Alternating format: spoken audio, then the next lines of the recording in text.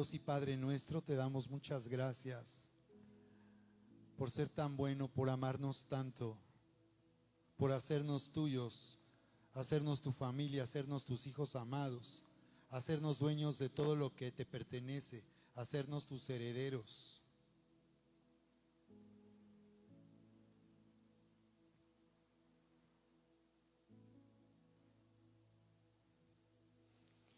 Te damos muchas gracias por tu presencia aquí en nuestras vidas.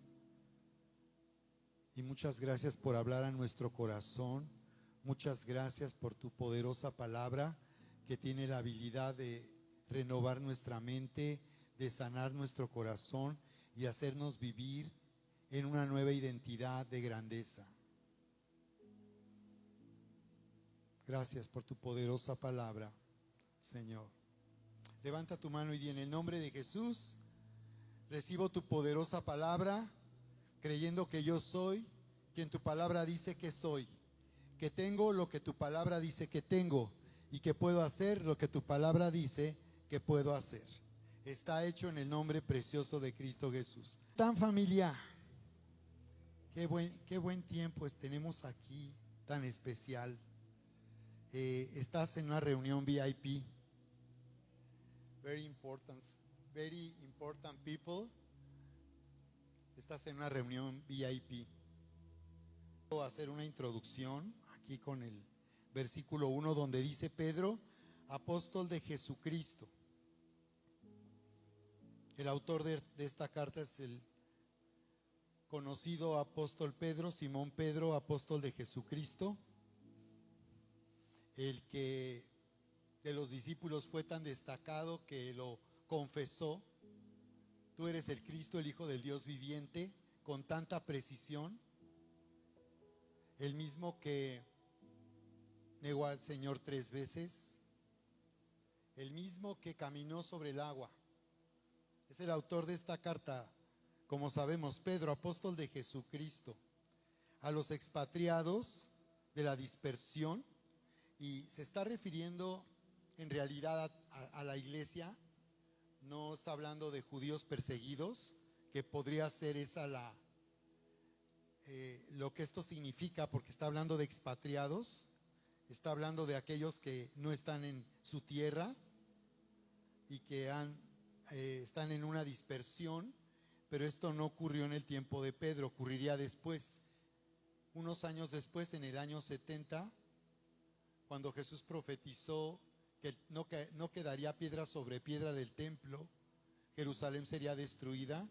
El general Tito, con un ejército, el ejército del Imperio Romano, en el año 70, finalmente aplastó la rebelión que se había levantado en Jerusalén, destruyeron el templo y comenzó lo que se llama diáspora o dispersión de los judíos, que por 2000 años no tuvieron tierra, no tuvieron nación y fueron dispersados por todo el mundo. Pero aquí está hablando en realidad también de nosotros como gentiles que no somos judíos, y está hablando de la iglesia que nosotros no tenemos, somos temporales, tenemos residencia temporal.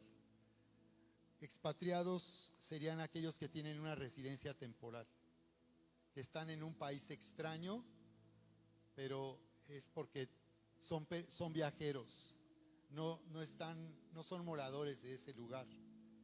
De esa forma se refiere, por eso menciona estos lugares que son regiones, no ciudades específicas, sino regiones, hablando de que este mensaje iba dirigido a todas las iglesias en el Ponto, Galacia, Capadocia, Asia y Bitinia, elegidos. Y este es el punto aquí, nos está diciendo que hemos sido elegidos.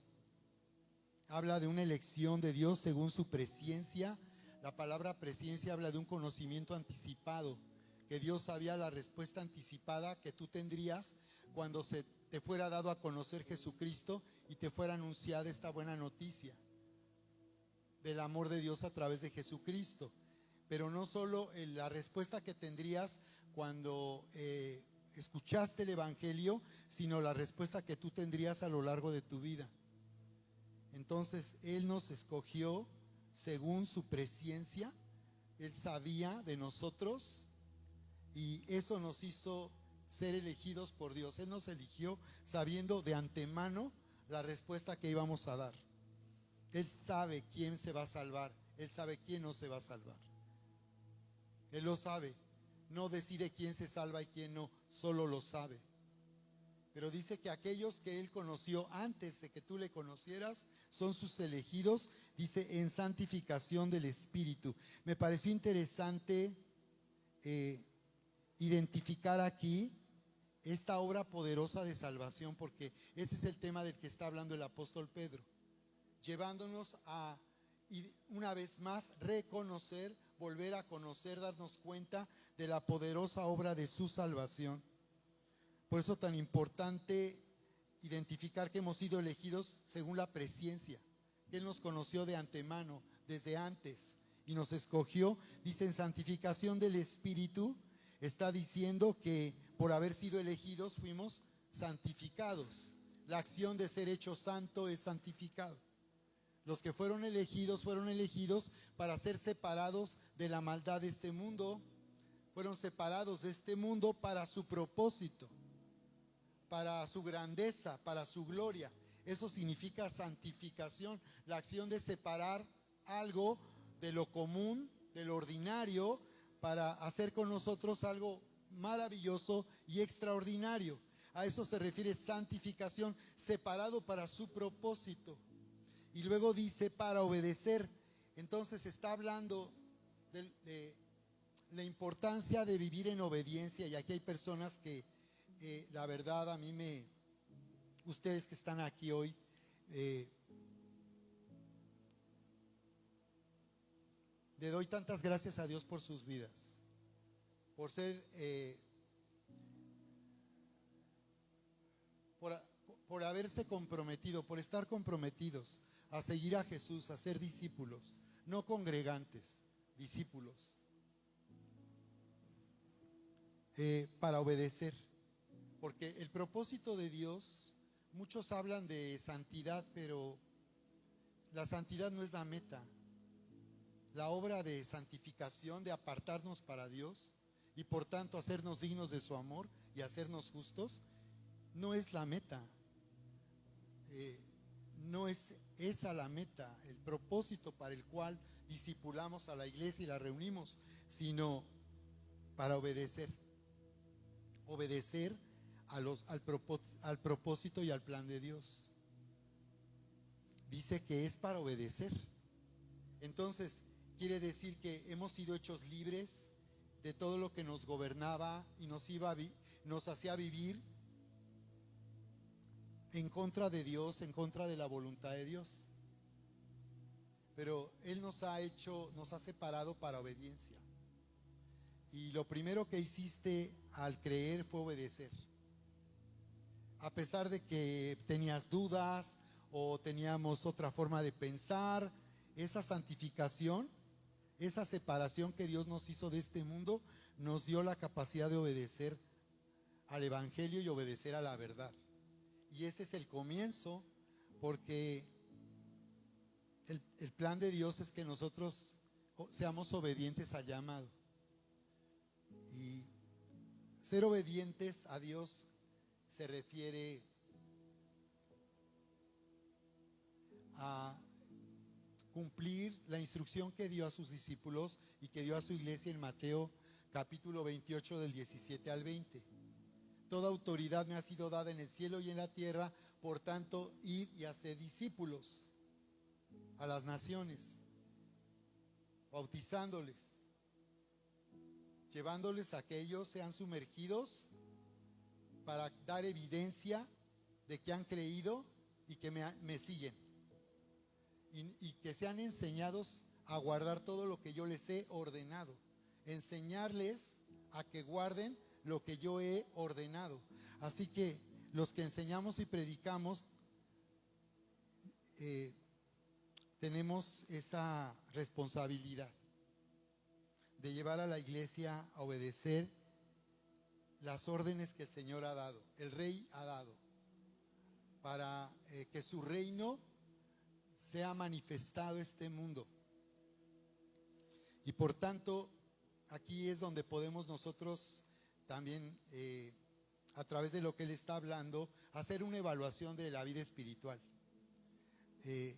¿Soy alguien que está obedeciendo? ¿O alguien que hace según le parece bien?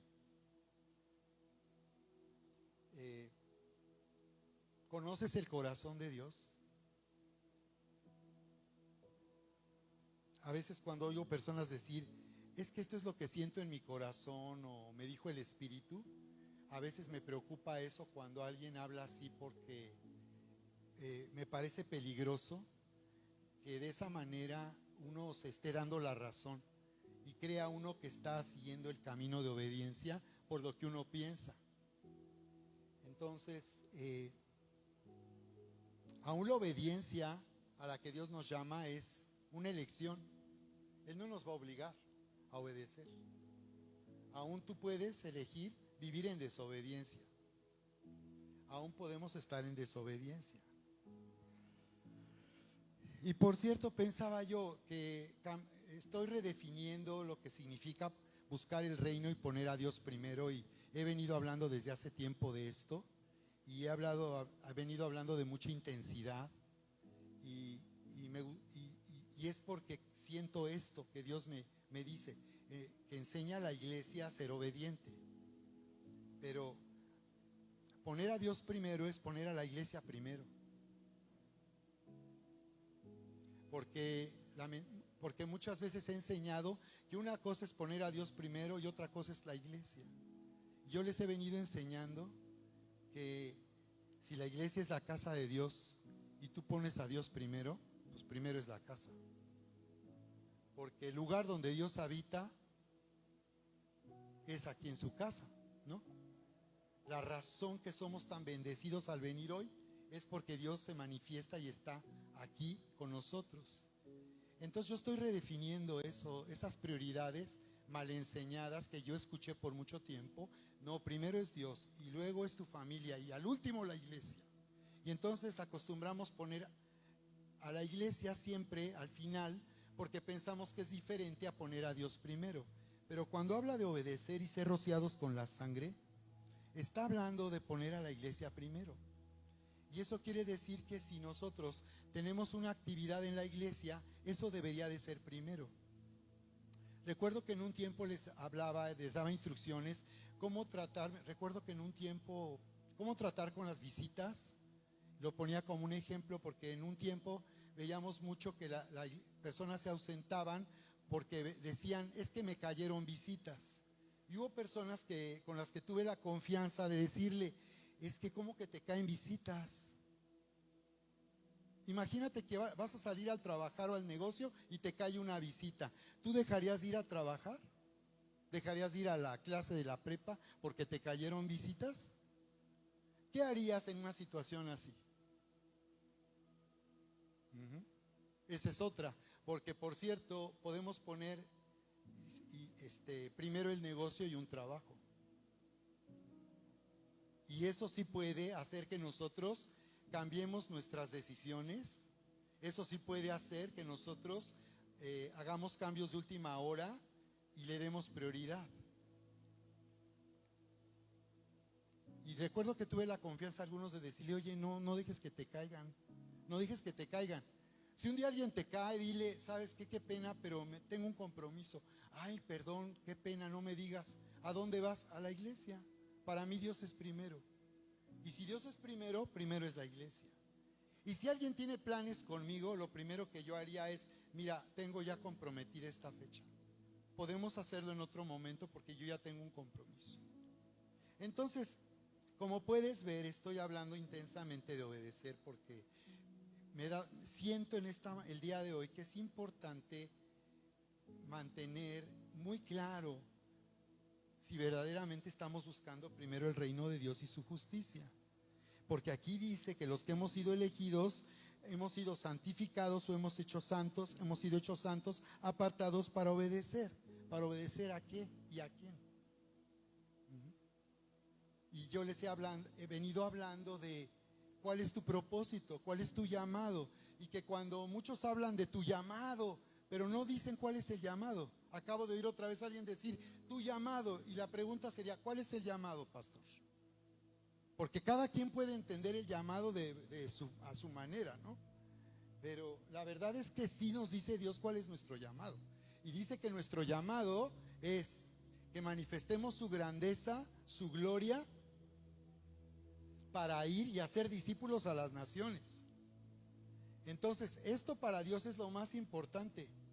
Entonces, cuando estamos dando seguimiento a alguien, cuando estamos mentoreando a alguien, cuando alguien te está mentoreando, en realidad alguien que no somos nosotros te está contactando y te está dando seguimiento, está teniendo cierto cuidado de tu vida espiritual, es por eso. Porque estamos cumpliendo nuestro llamado de hacer discípulos.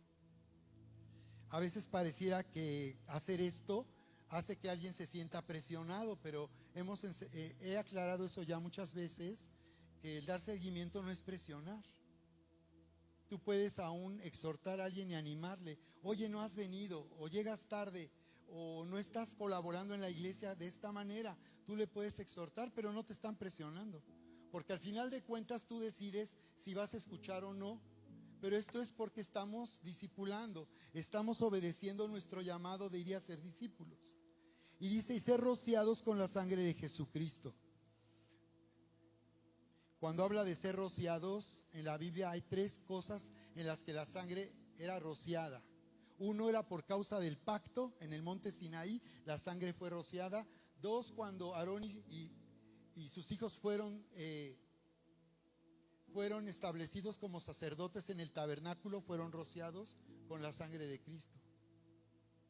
Y cuando a un leproso era sanado, también era rociado con la sangre de un sacrificio. Entonces, esto es significativo, nos está hablando de nuestro llamado en esta dimensión. Número 1, que esta sangre con la que fuimos rociados nos ha unido a un pacto de gracia, un pacto en el cual hemos sido unidos al amor del Padre por lo que hizo Jesús. Celebramos la cena del Señor para honrar este pacto y activar nuestra fe en este pacto.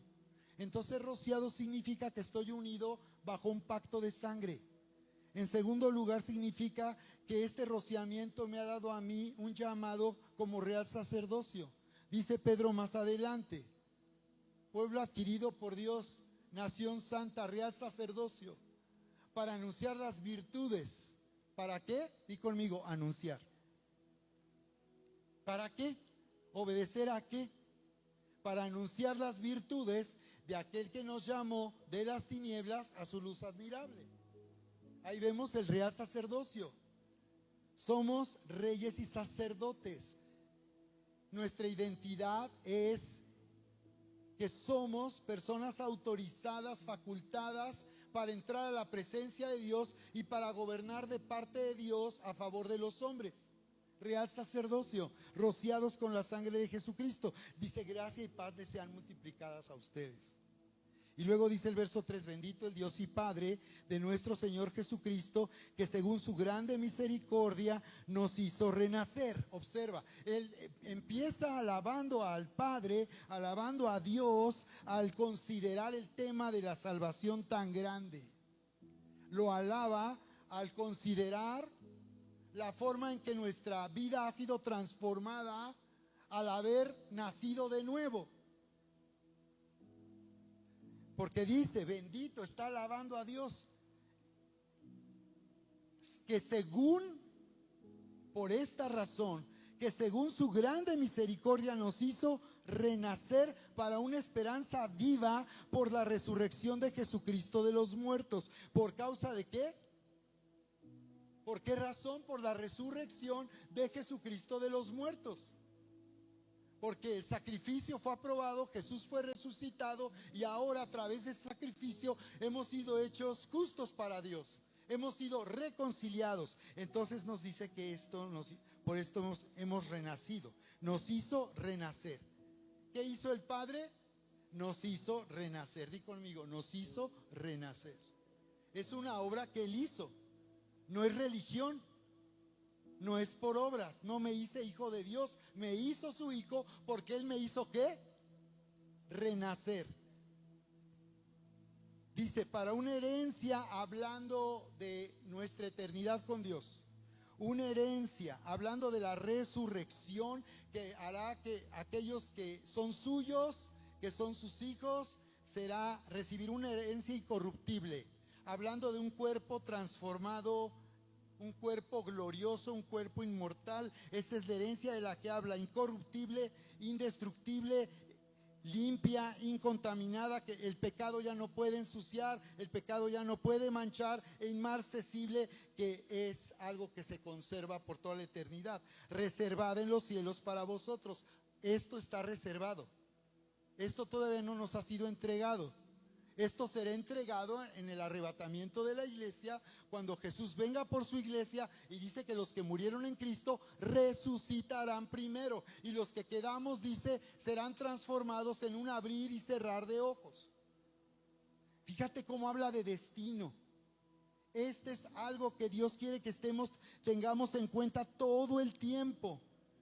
Dice que esta herencia está reservada, no ha sido entregada, un día será entregada. Dice, ustedes que son guardados por el poder de Dios mediante la fe para alcanzar salvación. Está hablando de que vendrá un tiempo de gran tribulación sobre la tierra, y dice que los que son suyos serán guardados mediante la fe para alcanzar salvación. ¿Cuál salvación? Para escapar de la ira que vendrá sobre el mundo en esos últimos días, en ese último tiempo. Ahí dice, para ser manifestada en el tiempo postrero. Entonces Dios nos está hablando del propósito, pero también del destino eterno. Y nos dice, en lo cual vosotros os alegráis, aunque ahora por un poco de tiempo, si es necesario, tengáis que ser afligidos en diversas pruebas, para que sometida a prueba vuestra fe, mucho más preciosa que el oro, el cual es perecedero y se prueba con fuego, se hallada en alabanza, gloria y honra.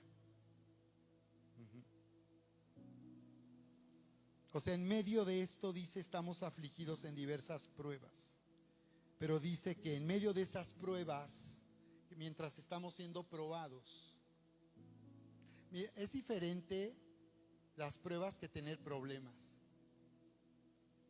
porque los problemas también pueden ser consecuencia de malas decisiones, porque los que no le conocen todo el tiempo atribuyen a Dios todo mal,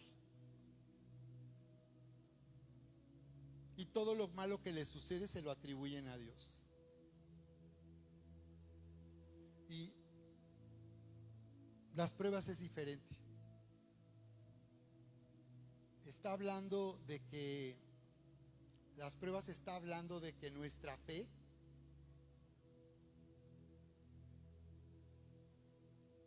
está siendo amenazada por lo que podemos estar viviendo en este mundo. No por nuestros problemas, sino por lo que este mundo está produciendo en la atmósfera. Lo que este mundo constantemente hace. Es un mundo hostil y destructivo. Y este mundo en que vivimos, hostil y destructivo, todo el tiempo pone a prueba nuestra fe, nuestra sobrevivencia. Esos no son problemas, son pruebas.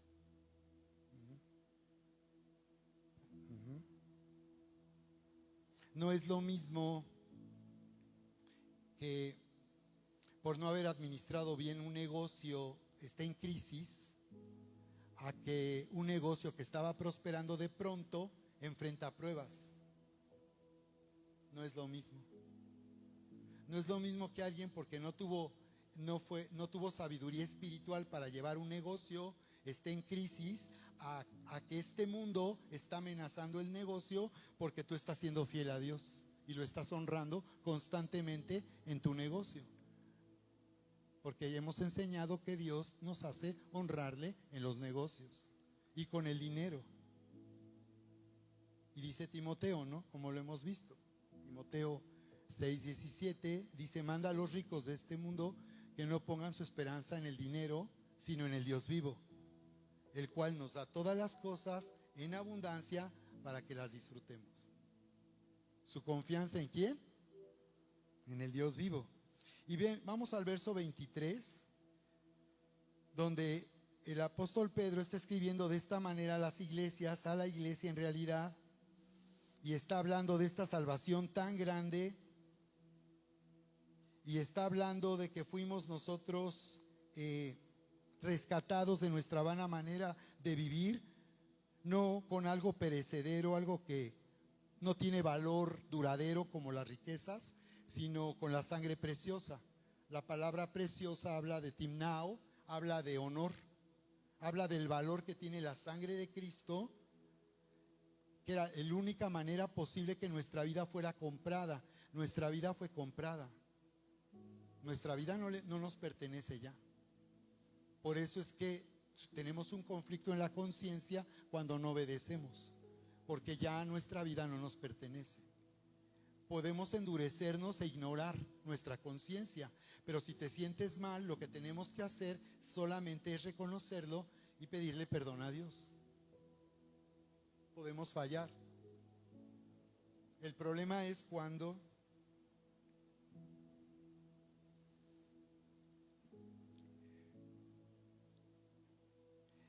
no queremos escuchar una voz que quebranta nuestra manera de pensar. Cuando tenemos un sentir que no va de acuerdo a nuestros intereses personales. Esto tenemos que aprender a desarrollar esta habilidad de distinguir cuando Dios me está hablando y esto no me agrada, me molesta o no me conviene.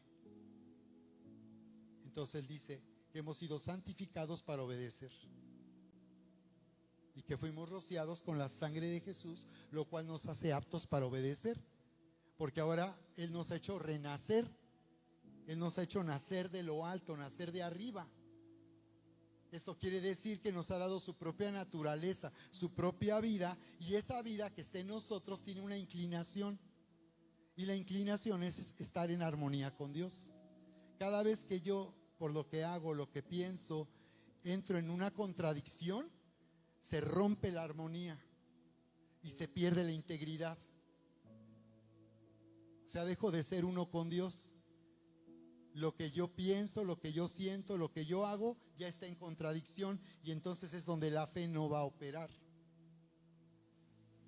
Porque si una cosa digo y otra cosa hago, la fe no va a operar.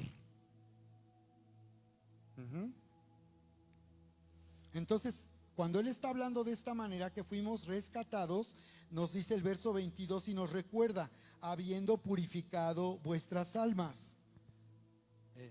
Dice que nuestra alma, fíjese qué interesante, ha sido purificada, limpiada y sanada.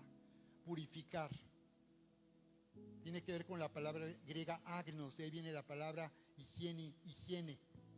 Nuestra alma recibió higiene, fue purificada, fue limpiada de la suciedad, de nuestros pensamientos, de nuestras decisiones, de nuestros pecados, de nuestros errores. Nuestra alma dice que fue purificada por la obediencia. Observen qué interesante. La obediencia hizo que mi alma recibiera higiene. Quiere decir que cuando yo soy obediente, a pesar de que no estoy de acuerdo con lo que Dios dice, con lo que estoy siendo enseñado, cuando yo pienso diferente, voy en contra de lo que estoy siendo enseñado, de lo que se declara en la palabra, dice que esa obediencia, a pesar de eso, hace que mi alma entre en una higiene. Entonces, cada vez que tenemos un conflicto de obediencia, tenemos la oportunidad de que nuestra alma reciba higiene, sea limpiada de nuestros criterios, nuestros conceptos, nuestras ideas, que nos hacen ir en contra de la voluntad de Dios.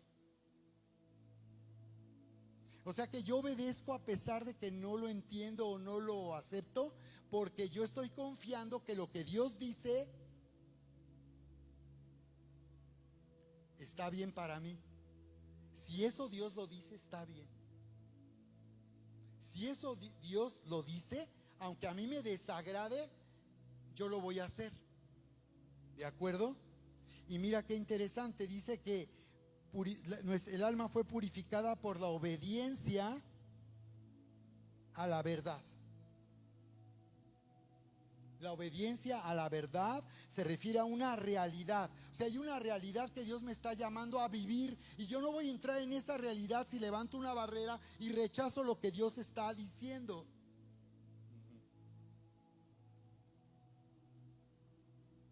Entonces, les he enseñado 3 puntos básicos de obediencia que tú ahorita te puedes evaluar una vez más, ¿no? 1, adorar. 1, adorar. Que cuando nos reunimos adoramos cantando y alabando a Dios, pero ese es un punto de obediencia. No depende de lo que estamos cantando, no depende si es un canto que a mí me guste, no es si lo siento,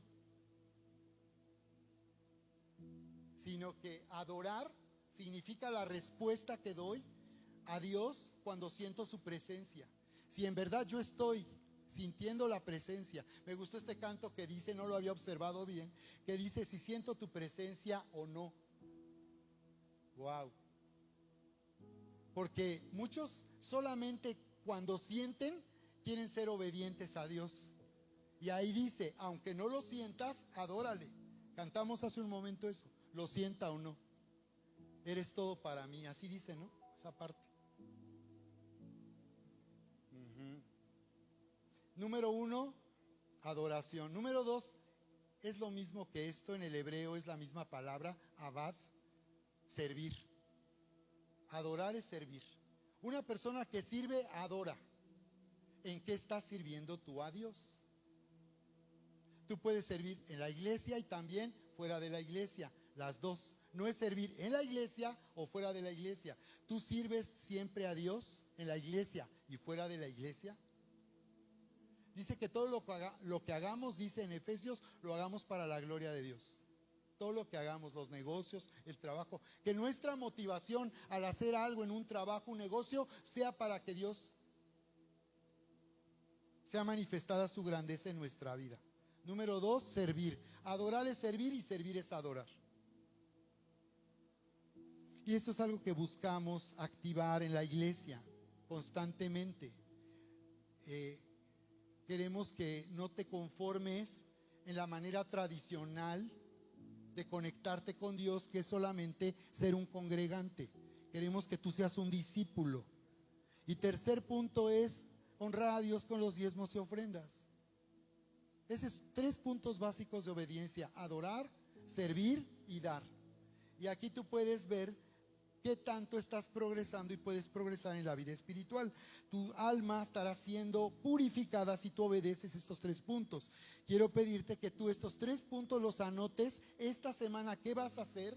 Si tú no estás adorando, ¿qué vas a hacer? ¿Quieren anotarlo, por favor? Ahí. Adorar, servir y dar.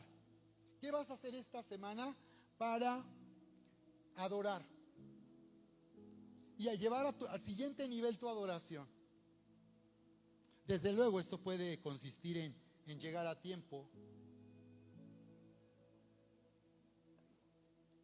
Puede consistir en llegar a tiempo el día de hoy que adoramos, pero también puede consistir en que estés expresándolo activamente, la adoración, estés participando en la adoración, empezando por ahí.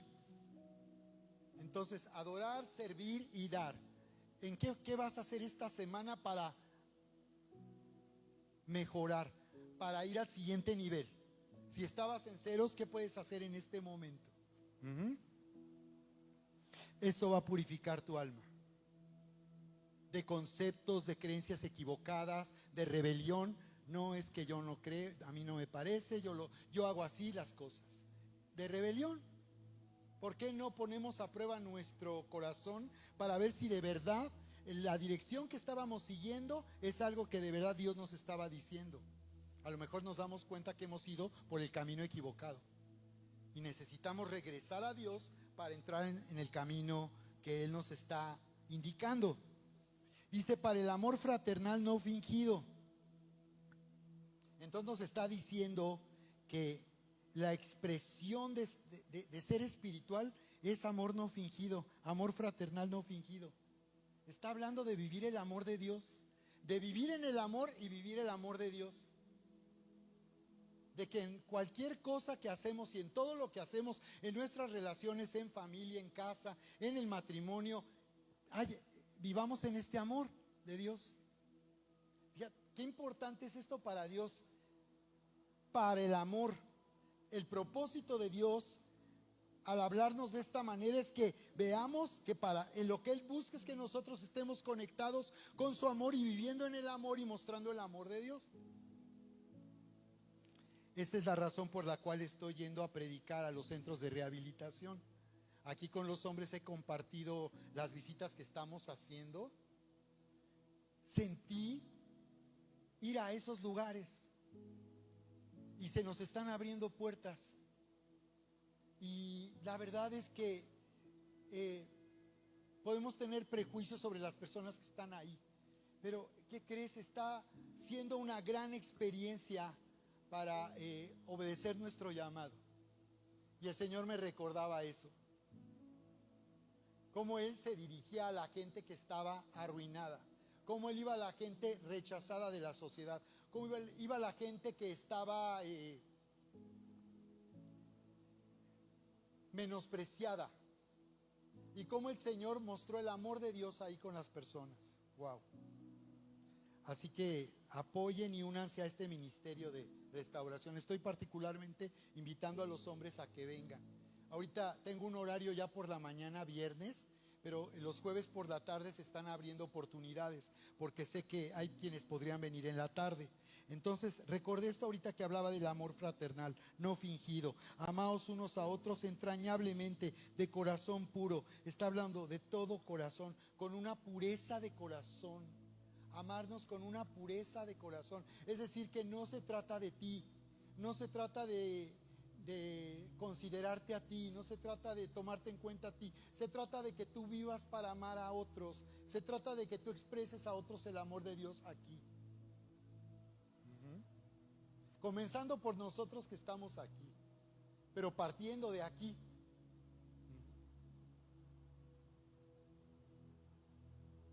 Dice, siendo renacidos no de simiente corruptible, sino de simiente incorruptible, por la palabra de Dios que vive y permanece para siempre.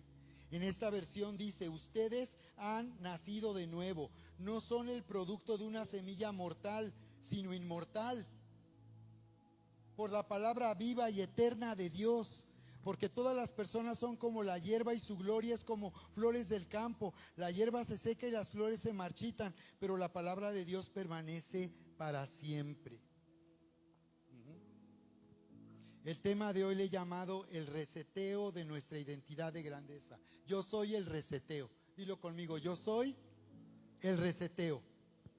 Y aquí quiero hablar de la palabra genética de Dios. Observa, la palabra genética de Dios. Cuando dice renacidos, la palabra que se traduce es anagenao, que significa de ana arriba, y genao o genes, dar a luz o nacido. De genes significa nacimiento, de ahí viene la palabra génesis, genética. Entonces está diciendo que hemos sido renacidos, vueltos a nacer, hemos nacido de arriba, de lo alto, nacidos de nuevo. Este es un nuevo nacimiento sobrenatural.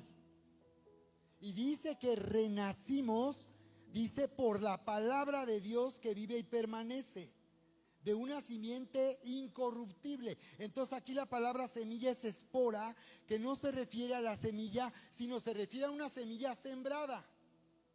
Entonces nosotros hemos renacido porque fuimos sembrados con la palabra de vida, la palabra genética de Dios. Es una palabra incorruptible, o sea, no se desintegra ni se deteriora. Por eso dice que esta palabra, a diferencia de la gloria del hombre que se desvanece, esta gloria permanece para siempre. Dice que hemos sido entonces renacidos por la palabra de Dios. Recibimos la palabra y esta palabra nos hizo nacer de nuevo, nos hizo nacer de arriba, nacer de lo alto. Esta semilla ha producido una flor y esa flor tiene que ver con este nuevo nacimiento. el Señor habla del fruto, el fruto que viene de una semilla, ¿no? En Juan 15 Jesús dice: yo soy la vid verdadera, mi Padre es el labrador. Dice que él nos llama a dar fruto, más fruto y mucho fruto. Dice: en esto es glorificado mi Padre, que den mucho fruto y sean así mis discípulos. ¿Te das cuenta? Jesús dijo cuando hablaba de la buena tierra, que la buena tierra son aquellos que entienden y hacen. No solo reciben información, no están en cursos y estudios bíblicos. Esos no son buena tierra. Buena tierra son los que son sembrados, los que oyen pero hacen. No son oidores, son hacedores. ¿Por qué sucede eso?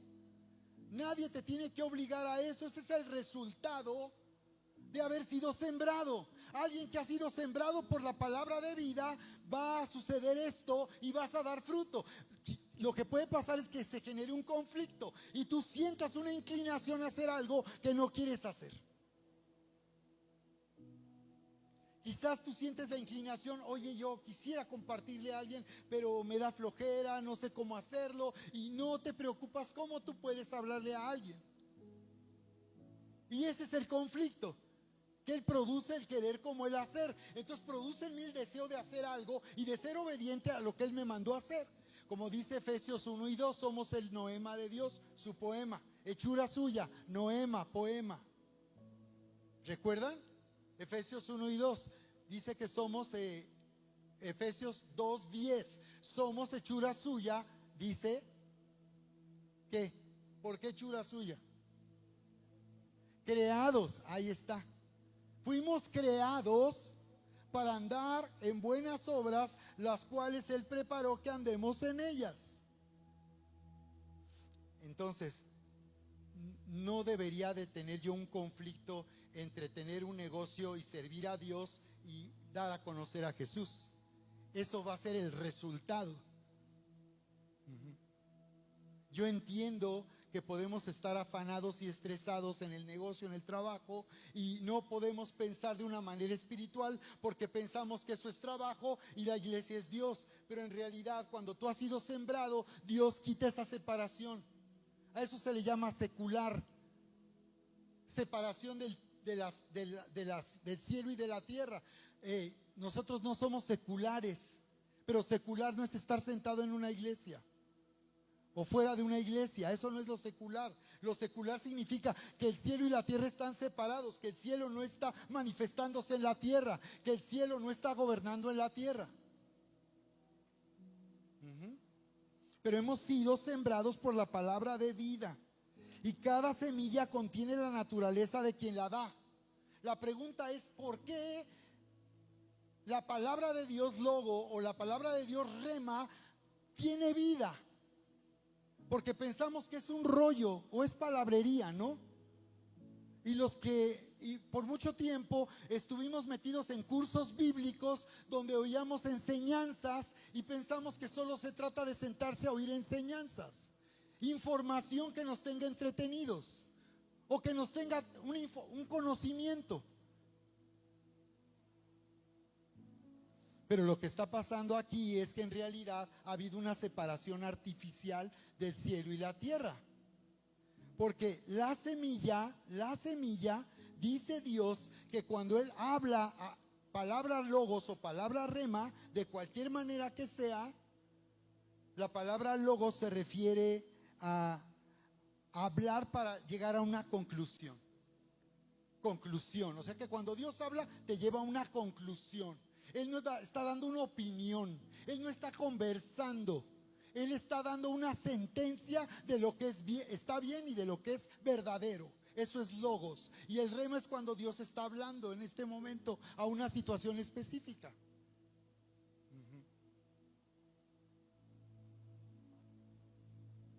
Pero se me hace interesante por qué dice entonces que hemos renacido por la palabra de Dios que vive y permanece para siempre.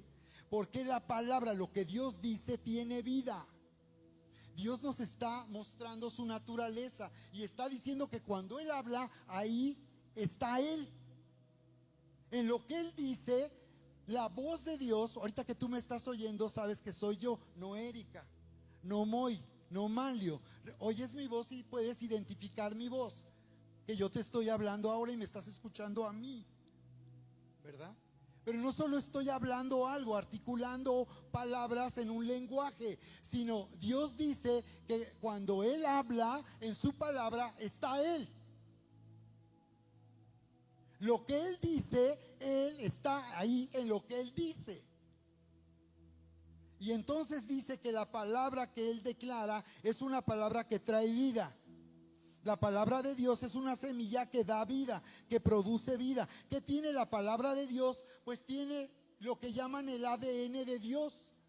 Pero ¿qué es el ADN de Dios? Es la naturaleza de Dios mismo. Entonces es interesante porque recuerdan cuando Dios hizo al hombre, lo tomó del polvo de la tierra, lo formó, pero dice que sopló sobre él aliento de vida. Y cuando Él dijo, sea la luz, fue la luz. ¿Qué quiere decir? Que Dios, cuando Él habla y da la palabra, Él está ahí manifestándose. Él se manifiesta en lo que Él está hablando. No es un rollo, no es un choro, es que Dios está manifestando ahí. ¿Sí vamos bien? Cada semilla contiene la naturaleza de quien la produce. Claro. ¿Cómo podemos saber cuál es el origen de una semilla? Si yo pongo una semilla bajo tierra y la siembro, y sale la planta y comienza a dar fruto, y el fruto son limones, ¿de qué era la semilla? Exacto. ¿Y la semilla de dónde salió? ¿Qué hizo Dios primero? ¿La planta o la semilla? El huevo o la gallina. Exacto, Ana Mari. ¿Qué hizo Dios primero? Sencillo. Dios hizo primero la gallina, Dios hizo primero las plantas y ahí puso la semilla. Entonces, la semilla contiene la naturaleza de quien la da. Entonces, sí, la palabra está transmitiendo un pensamiento, pero ese pensamiento que transmite en realidad está trayendo una realidad. Es una realidad de lo que Dios está hablando, una realidad basada en su poder. Ustedes, se hizo un descubrimiento de una semilla de 2000 años de antigüedad, de una palmera datilera en Judea. En la región de Judea, en el palacio de Herodes, se encontró una semilla que tenía una antigüedad de 2000 años. En 1963, este fue un hallazgo de excavaciones arqueológicas. Esa semilla fue puesta a germinar en enero del 2005 y esa semilla finalmente se convirtió en planta y dio fruto. Van a ver la foto ahí del arbolito, del dátil. 2000 años de antigüedad. ¿Qué significa eso? Dios diseñó la semilla para enseñarnos la realidad espiritual. Dios diseñó de esa forma en la creación, la naturaleza, para que entendamos cómo la vida puede estar operando. En esas semillas estaban dormidas, pero fueron despertadas. Todo lo que Dios dice, en realidad no está dormido. Él estará despertándonos a nosotros a una nueva realidad cada vez que nosotros oímos su palabra. ¿De acuerdo? Juan 6:63, cuando aquella multitud sigue a Jesús por pan y les dice, ustedes me siguen porque tienen hambre, ¿verdad? Porque yo les di pan gratis. En Juan 6:63 les dice, el Espíritu es el que da vida, la carne para nada aprovecha, el Espíritu es el que da vida. Las palabras que yo les he hablado, les dijo, son espíritu y son vida. Las palabras que yo les he hablado son espíritu y son vida. Y aquí usa la palabra remata. En el verso 68, Simón Pedro le dice, Señor, ¿a quién iremos? Cuando les dice, ustedes también se van a ir. Juan 6:66, la gente se va, la multitud se va. Y Pedro se voltea a sus discípulos y les dice, ¿ustedes también se quieren ir? Y Pedro contesta, ¿A quién iremos? Tú tienes palabras de vida eterna.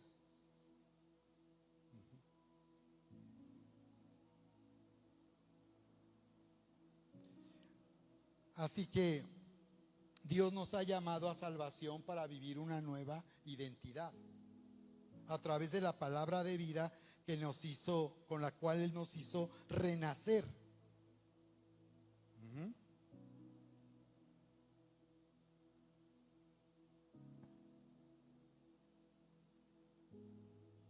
Por medio de lo que está escrito en la Biblia, nos ha dado a conocer todo lo que hizo a través de Cristo Jesús para rescatarnos del camino destructivo en que íbamos.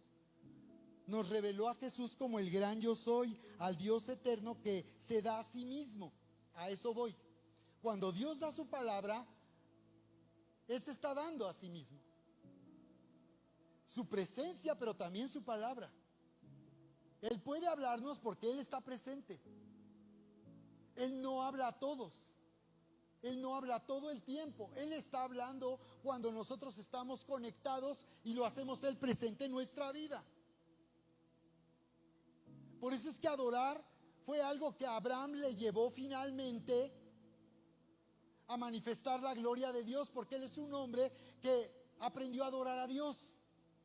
Porque Josué termina diciendo en el libro de Josué, en el capítulo 30-32, cuando él se despide de Israel, le dice: el Dios de sus padres adoraba ídolos. Abraham no fue escogido por Dios porque fuera un hombre diferente a los demás, era como todos, adoraba ídolos. Pero dice Hechos 7, que dice que el Dios de la gloria le apareció a Abraham.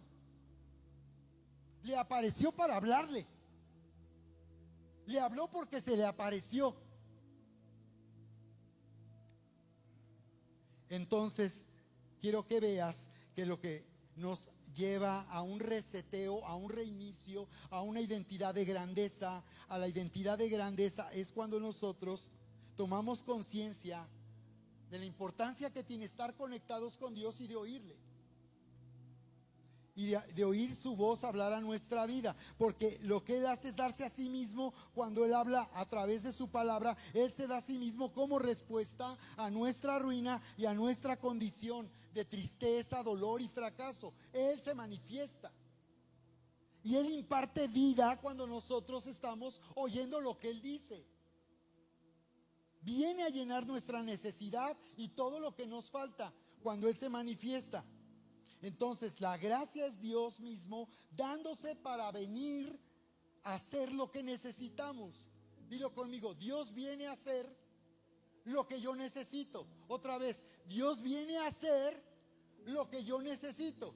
Por mucho tiempo en la vida cristiana yo estaba esperando que Dios me diera cosas.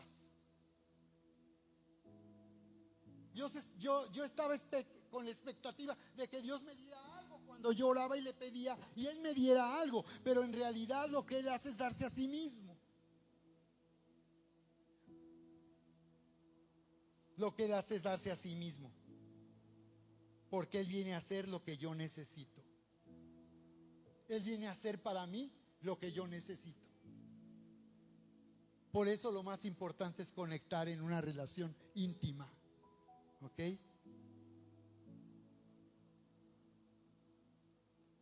Él viene a hacer lo que necesitamos y tomamos. El problema ahora es si yo tomo a Dios para que Él sea lo que yo necesito, o si yo quiero que me dé algo. ¿Qué es lo que pasó en Juan capítulo 6? Qué poderoso nos predicó Vania sobre este tema. Esa multitud que siguió a Jesús cuando hizo el milagro de la multiplicación de los panes, y dijeron: wow, está muy padre, si lo seguimos nos va a ir bien, si lo seguimos nos va a dar pan. Y entonces muchos hemos sido enseñados que seguir a Jesús es para que me dé algo, pero resulta que Él se da a sí mismo. Y Él se da cuando Él nos da su palabra, que nos ha hecho renacer para una esperanza viva, dice. Estoy tratando de concluir aquí. Dios no nos da algo que necesitamos, se da Él mismo. A eso no le podemos poner un precio para comprarlo. No se puede comprar y tampoco se merece. Es por gracia. ¿Qué dice Juan 1:16? Porque de su plenitud tomamos todos. ¿Cómo? Wow. Ese es el Génesis del Nuevo Testamento. Vimos su gloria como del unigénito del Padre. Y dice, porque de su plenitud tomamos todos y gracia sobre gracia. Ahora se trata de tomar.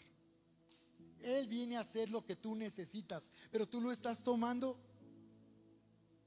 Luego Efesios 1:23 dice, la cual, hablando de su iglesia, es su cuerpo, la plenitud de aquel que todo lo llena en todo. ¿Ven? Poner a Dios primero es poner a la iglesia primero. Estar aquí es poner a Dios primero. Cambiar planes por estar aquí es poner a Dios primero. Porque aquí dice, la cual es su cuerpo, la plenitud de aquel que todo lo llena en todo. En su iglesia Él ha puesto la plenitud, su plenitud. Esto es asombroso. En su iglesia está su plenitud. La plenitud de aquel que todo lo llena en todo. Ahí donde algo falta, Él lo llena. Si algo falta, Él lo llena. ¿Me puedes traer aquí las peticiones, Lucy, de todos? Pues estamos concluyendo. Y dice Efesios, estoy concluyendo, Efesios capítulo 3, verso 16. Dice, orando como un Padre espiritual, que les dé conforme a las riquezas de su gloria, dice. Gracias, Lucy. Que les dé, dice, conforme a las riquezas de su gloria, dice. Ser fortalecidos conforme a las riquezas de su gloria, de Él mismo. No que nos dé algo, sino dice, conforme a las riquezas de su gloria, ser fortalecidos con poder en el hombre interior. Necesitamos ser fortalecidos en nuestro hombre interior para que habite Cristo por la fe en nuestros corazones, para que estemos arraigados y cimentados en amor. Otra vez, fíjate, lo que tú y yo necesitamos es vivir arraigados y cimentados en amor. Lo que nos hará progresar en la vida espiritual y cumplir nuestro llamado y manifestar su grandeza es estar arraigados y cimentados en su amor.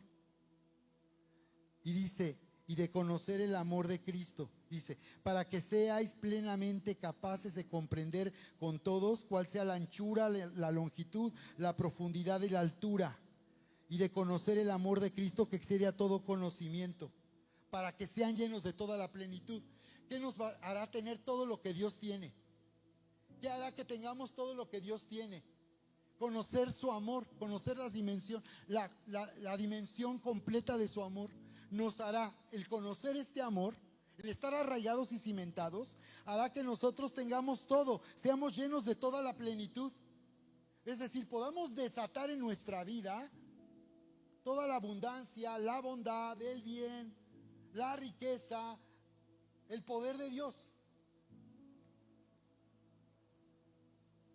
Necesitamos llegar a comprender anchura, longitud, profundidad, altura. Esto nos representa la cruz, las 4 direcciones. La cruz tiene 4 direcciones, ¿verdad? Una cruz. Entonces, fíjate, ancho para incluir a todas las personas. Ancho, el amor de Dios, conocer la anchura que incluye a toda persona, a cualquier persona. El amor, la largura del amor para entender que este amor dura por toda la eternidad. Es tan largo que va hasta la eternidad y por toda la eternidad. Hasta allá llega. La profundidad que nos hace alcanzar a los que no le conocen. La profundidad para alcanzar a los que están tan bajo, tan bajo, tan bajo, que pueden ser alcanzados, no importa qué tan bajo estén en la vida. Y tan alto para llevarnos a la grandeza de Dios, a la eternidad con Dios.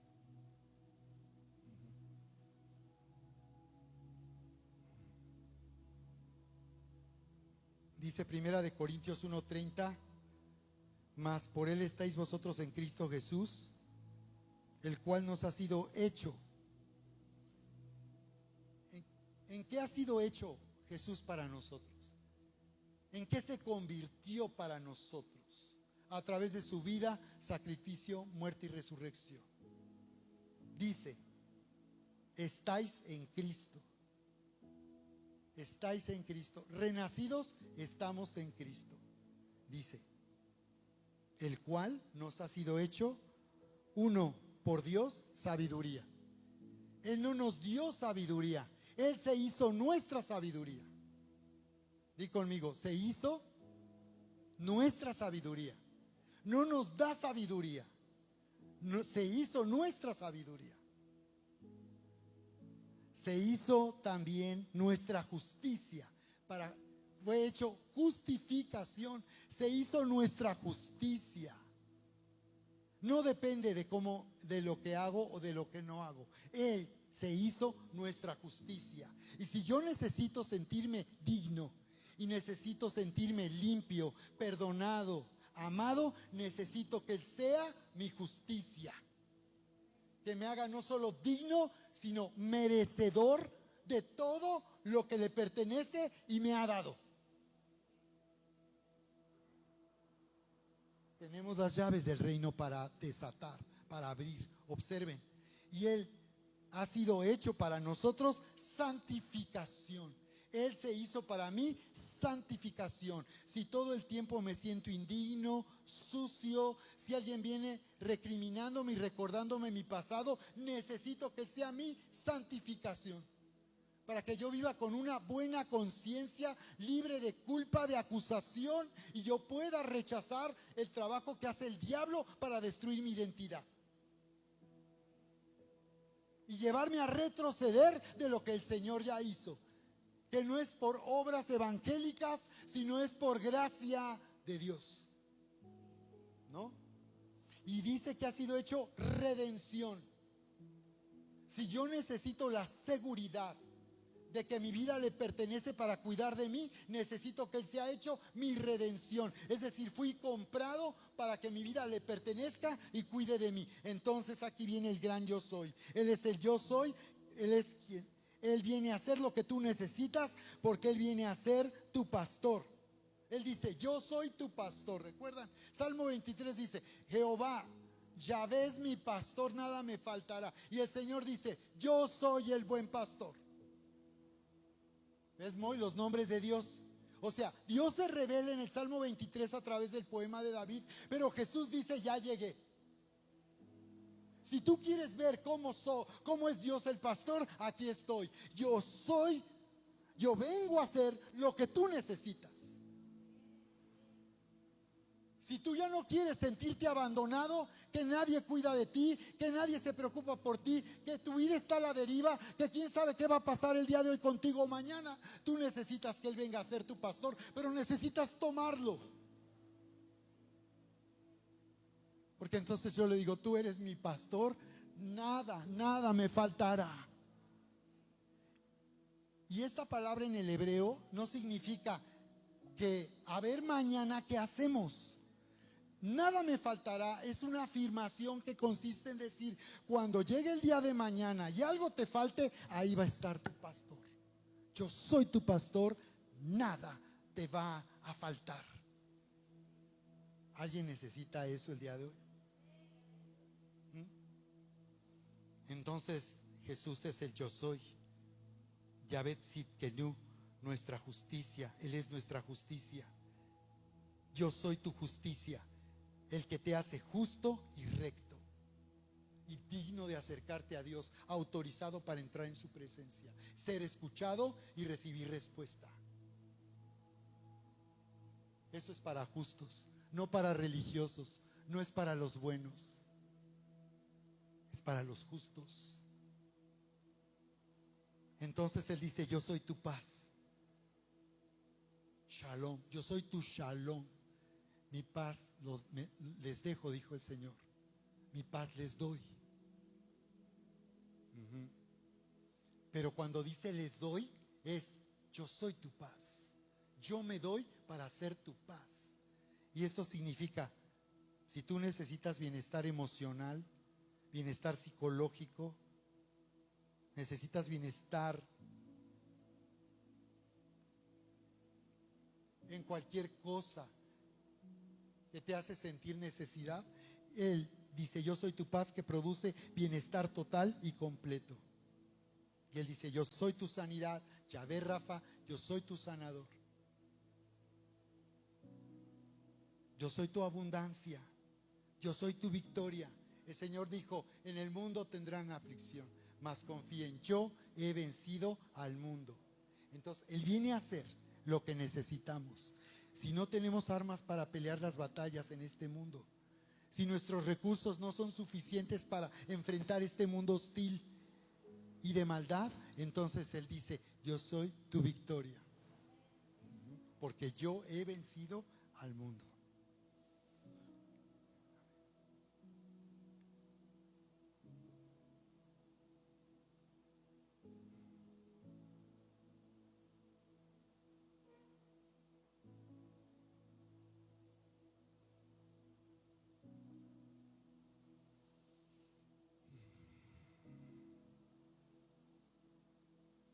Dice en Éxodo 3:2 que en esa zarza ardiente le apareció a Moisés el ángel del Señor en una llama de fuego. Y que él miró y vio que la zarza ardía en el fuego y la zarza no se consumía. Esta zarza es una imagen de la cruz. El amor de Dios produciendo nueva identidad. El amor de Dios produciendo nueva identidad. Él dándose a nosotros mismos para resetearnos, para un reinicio. Y de eso voy a seguir hablando contigo. ¿Cómo ocurre ese reinicio y ese reseteo? Porque en esta temporada yo siento que Dios quiere que entremos en un reinicio, en un reseteo. Esa zarza ardiente representa la cruz. La palabra hebrea que se usa para zarza se traduce como clavar o pinchar. Entonces, Jesús coronado de espinas soportó el fuego del juicio de Dios. Esa zarza ardiente representa cómo en Cristo el Señor hace que todo lo viejo termine y todas las cosas sean hechas nuevas. Este es un reseteo. Por eso llevó a Moisés a un encuentro con él por medio de una zarza que ardía. Moisés 40 años, después a los 80 años, habían pasado 40 años que abandonó Egipto y a los 40 años él era el príncipe de Egipto. Habían pasado 80 años y él estaba ahí con su vida totalmente sin dirección, sin sentido, sin identidad. Había olvidado quién era en Egipto y ya no sabía quién era en Madián. Pero cuando se le apareció el ángel del Señor, Dios mismo, en esa zarza, Él le mostró que esa zarza representaba la manera en que Dios trata con lo viejo para hacer traer lo nuevo. Como Dios hace que sea consumido lo viejo, como en el bautismo en agua nosotros somos sumergidos para hacer morir lo viejo y dar comienzo a lo nuevo, entrar en esa nueva vida y seguir a Jesús. Eso significa, Dios nos ha llamado a salvación para vivir una nueva identidad. Yo soy. Él te está llamando este tiempo a un reseteo.